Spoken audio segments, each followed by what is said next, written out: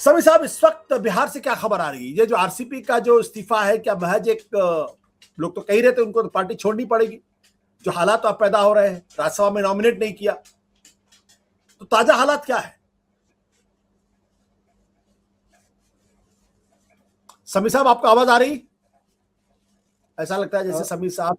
अच्छा, जी, आप जी जी जी जी। ताजा हालात मेरे हिसाब से अभी 0 आवर हो गया है बिहार में। हाँ। मेरे हिसाब से ये 0 आवर है।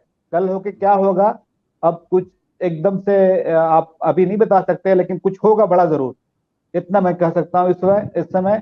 और जिस तरह से आरसीपी सिंह को हटाया गया, मतलब उनको सीधे नहीं कहा गया हटाने के लिए, जो कहते हैं ना कि बड़े बेआबरू होकर तेरे कूचे से हम निकले, तो उनको इस तरह से हटाया गया। वरना 40 बीघा खेत जमीन लेना या इस तरह की प्लॉट लेना कोई ऐसी बड़ी बात नहीं थी, लेकिन इसको पहले तो उनको 4 तारीख को ये चिट्ठी दी गई और फिर मीडिया में लीक हुई बात, फिर अखबार में आई खबर, उनको कोई समय नहीं दिया गया। तो इसका मतलब पार्टी का साफ संकेत था कि ऐसे तो उन्होंने अपनी पार्टी की भाषा में ये कहा कि नीतीश कुमार की 0 टॉलरेंस है करप्शन के प्रति, इसलिए उनको जवाब देना चाहिए। और जाहिर है कि इस बात को आरसीपी सिंह अब तक नीतीश कुमार के साथ इतने दिनों रहने के बाद ये समझ गए थे कि उनसे जवाब नहीं मांगा जा रहा है, उनसे रास्ता लेने के लिए कहा जा रहा है। तो आखिरकार उन्होंने रास्ता ले लिया। दूसरी बात यह है कि देखिए, सबसे करीबी अभी जो थे आरसीपी सिंह, वो बीजेपी के साथ थे, बीजेपी के करीबी थे, और बीजेपी की तरफ से इस पर कोई रिएक्शन नहीं आ रहा है।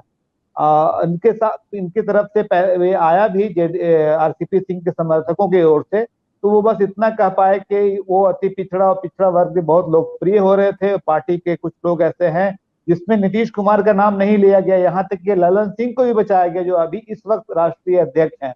तो कहीं ना कहीं एक कोशिश की गई आखिरी वक्त तक के कुछ मामला सुधरे, लेकिन मुझे लगता है कि नीतीश कुमार ने आरसीपी के लोगों को, या आरसीपी और दोनों के बीच जो खड़ी होंगे इस वक्त, उनको ये साफ संकेत दे दिया था कि अब आरसीपी को बर्दाश्त नहीं किया जाएगा किसी भी हाल में।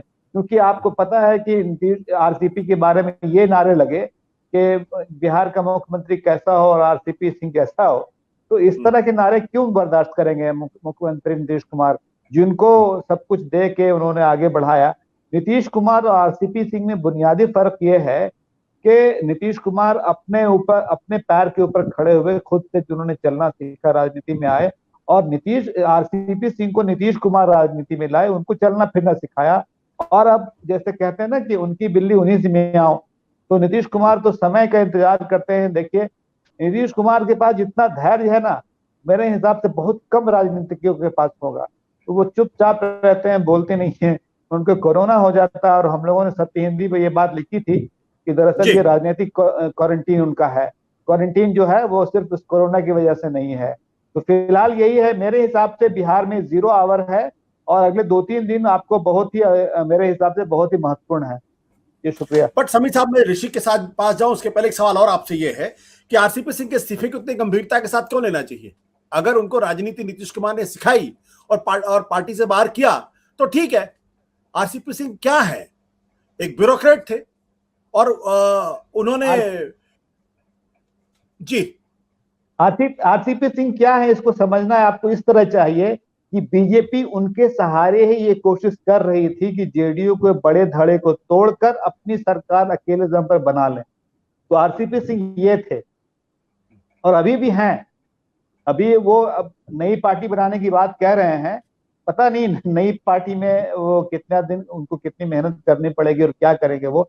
लेकिन इतना तय है कि आरसीपी सिंह क्या थे, इसका सीधा साधा जवाब यह है कि बीजेपी जो एक चाल चल रही थी, या ये बात जो समझी जा रही है कि बीजेपी ऐसी कोशिश कर रही थी कि एक नाथ शिंदे की तरह यहाँ पर भी वो आरसीपी सिंह का उपयोग कर ले, उसको फिलहाल जदयू ने, जिसको निप इन द बड बोलते हैं, कि कली खिलने से पहले उन्होंने मुरझा दिया। सत्य हिंदी का ऐप डाउनलोड करें गूगल प्ले स्टोर पर।